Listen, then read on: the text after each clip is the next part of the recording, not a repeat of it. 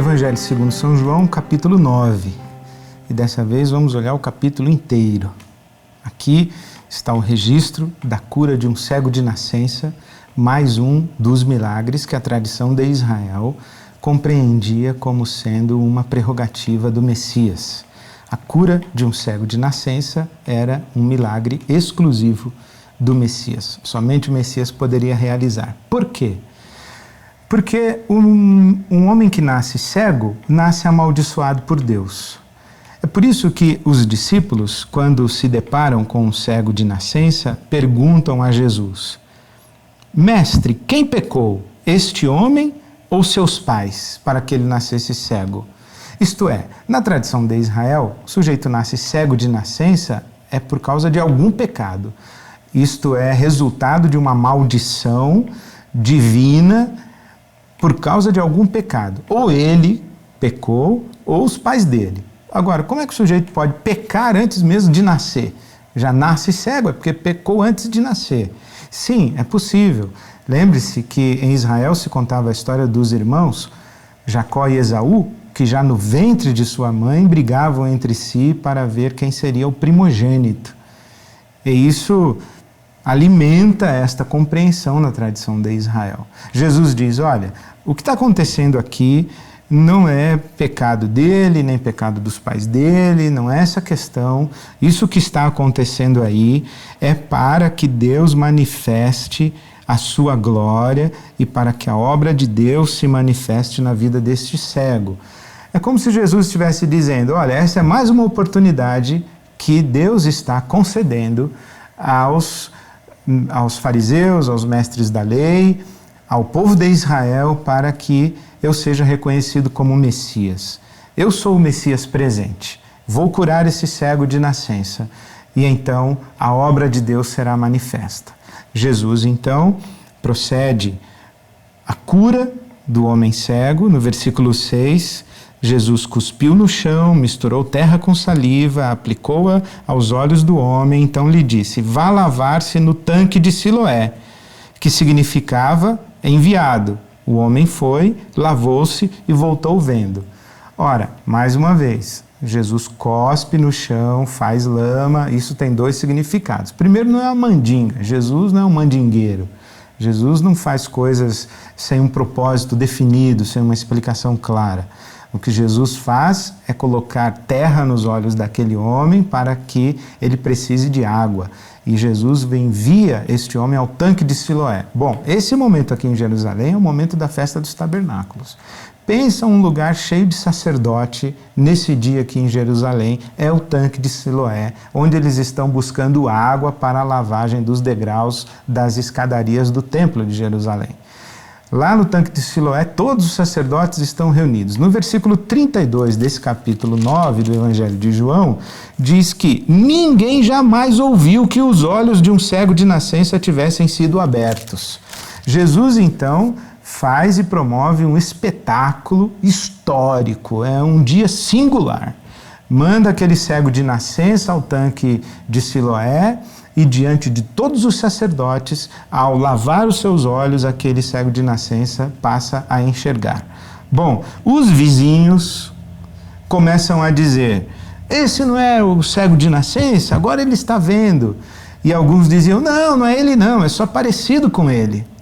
É por isso que o Sinédrio e os sacerdotes, eles instauravam inquéritos e faziam uma pesquisa minuciosa para saber se a cura que era relativa a um milagre messiânico realmente era legítima, para evitar esse tipo de confusão.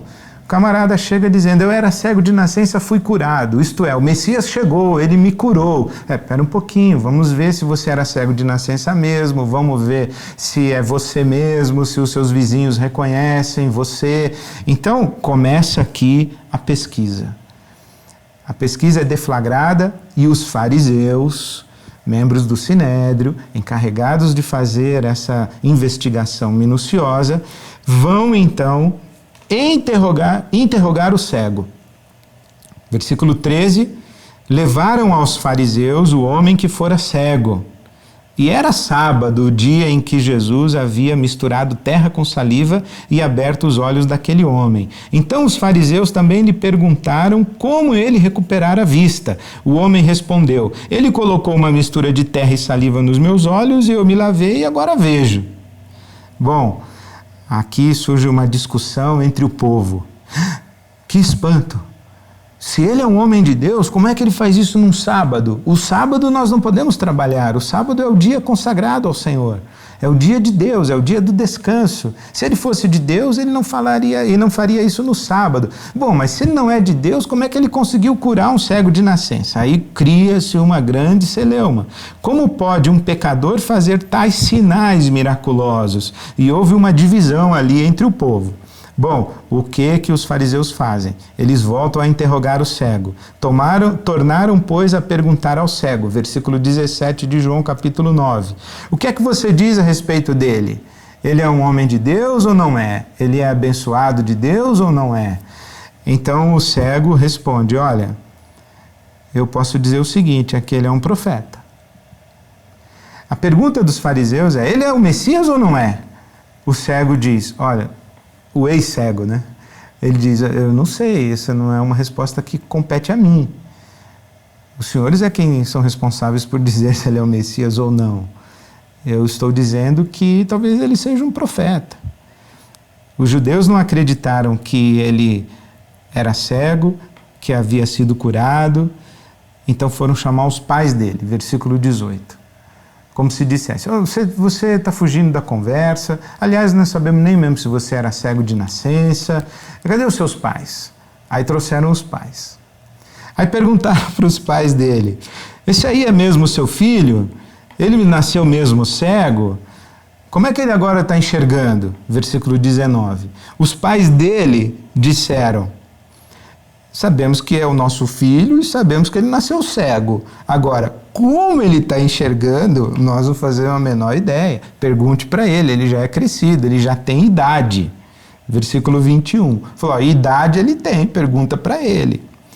Por que os pais falaram isso? Porque os pais temiam a represália dos fariseus se atestassem a legitimidade do milagre. Lembre-se, era um milagre messiânico. O que está em discussão não é se ele era cego, se ele voltou a ver, se era sábado, se não era sábado. O que está em discussão é o seguinte: se esse era um cego de nascença amaldiçoado por Deus e um homem reverteu a maldição de Deus, cancelou a maldição de Deus, perdoou o pecado dele, esse aí é o Messias. Os pais dele também não quiseram entrar na discussão. Ele já não havia se intrometido no assunto. Ele disse: olha, eu acho que é um profeta.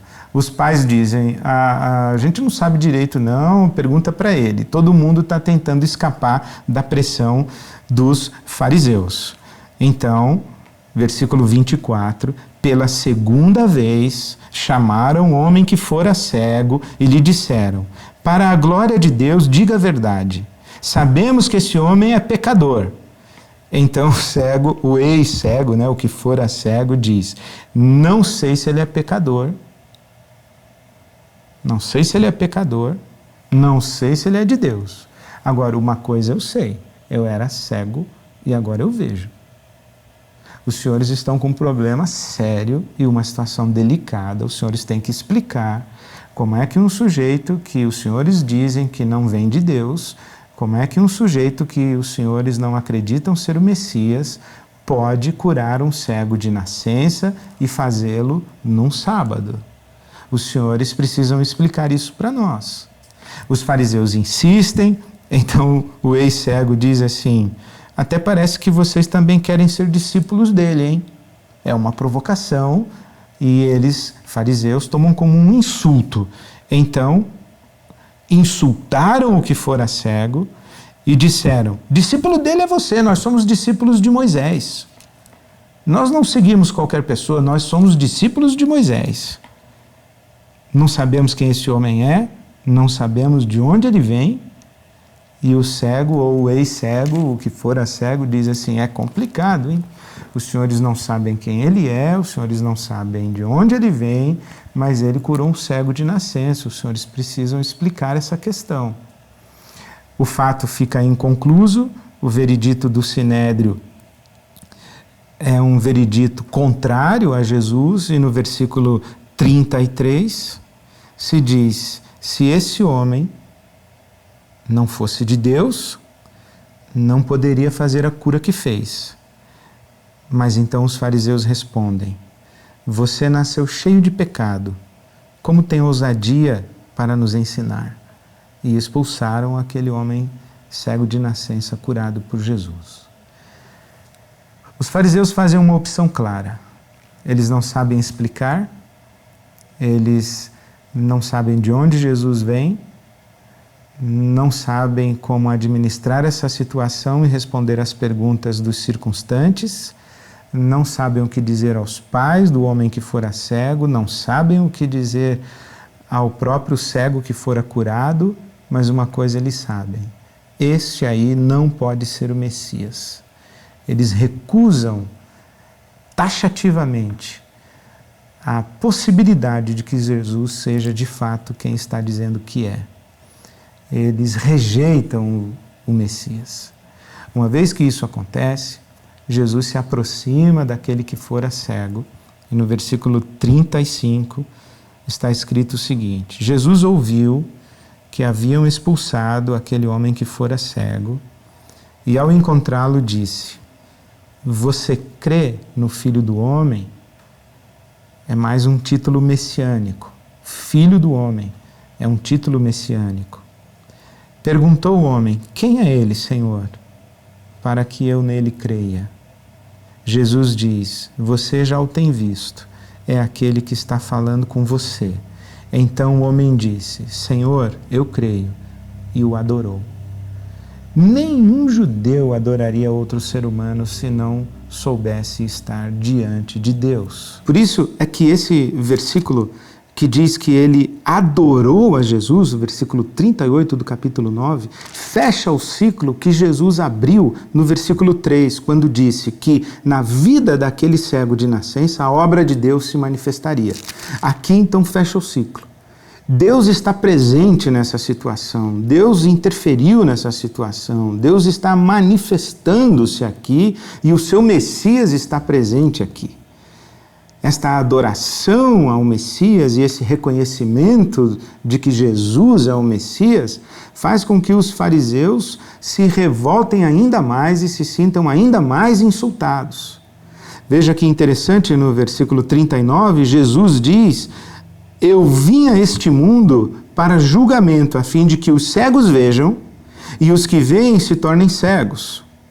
Alguns fariseus que estavam com ele ouviram-no dizer isso e perguntaram: acaso nós também somos cegos? E Jesus diz: se vocês fossem cegos, não seriam culpados de pecado, mas agora que dizem que podem ver, a culpa de vocês permanece. Que coisa extraordinária. Se vocês fossem cegos, vocês estariam na ignorância a respeito do Messias. Mas vocês dizem que podem ver. E o Messias manifestou-se de maneira contundente. A evidência está posta.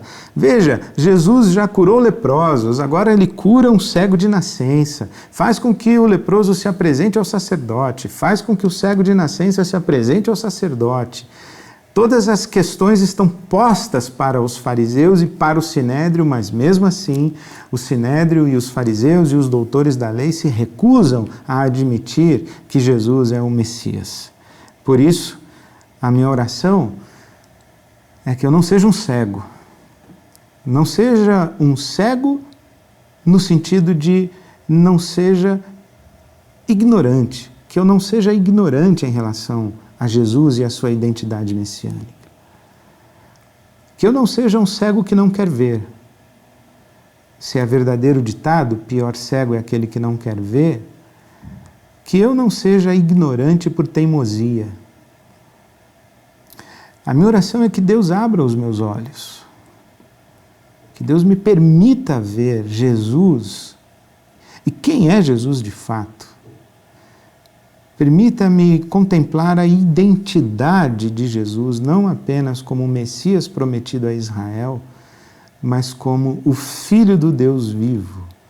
Que eu veja Jesus na identidade que Jesus de fato tem.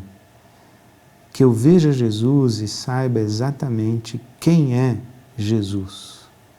Que a luz de Deus em Jesus também me alcance. Essa é a minha oração. Eu convido você a fazer essa mesma oração.